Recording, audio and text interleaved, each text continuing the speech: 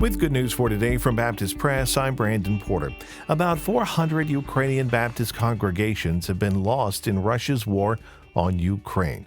That's what Ukrainian Baptist Theological Seminary President Yaroslav Pyzh says. He's working to restore pastoral leadership to impacted cities, while volunteers at 6 humanitarian relief week care centers across Ukraine are helping internally displaced people winterize their homes, replace roofs, windows, and doors.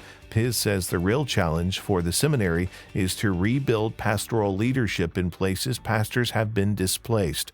Many pastors were displaced from war-torn areas, he said, leaving no one to bring godly hope in the midst of fear and hopelessness. An ongoing partnership between First Baptist Church Hesperia, California, and Morado de Dios in Lima, Peru, has been a blessing to both churches, according to First Baptist pastor Richard Spring. First Baptist's most recent trip resulted in 102 salvations. Spring says his congregation has been traveling to work in Peru for many years, but has only been visiting the capital city of Lima for the last 5. The COVID-19 pandemic put a stop to the trips and also devastated Lima. Spring said during the church's first post-pandemic trip to the country this summer, he could sense the great need. Spring said the church wanted to expand its ministry into the capital city, so it reached out to an IMB missionary couple stationed in Lima.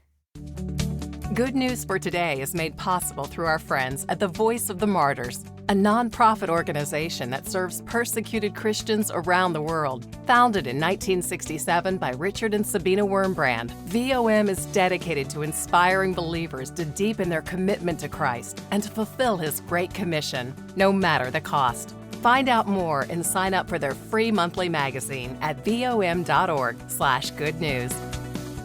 The Ethics and Religious Liberty Commission has joined other evangelical Christian organizations on the occasion of the first anniversary of Afghanistan's fall to the Taliban in calling on Congress to enable Afghans evacuated to the U.S. to seek permanent residency.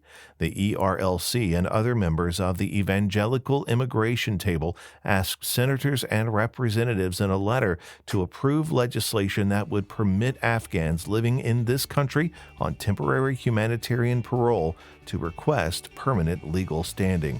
More than 79,000 Afghan nationals have arrived in this country as a part of the effort to resettle vulnerable citizens of Afghanistan, including those who aided the U.S. during its mission. The Departments of Homeland Security and State reported back in mid-June.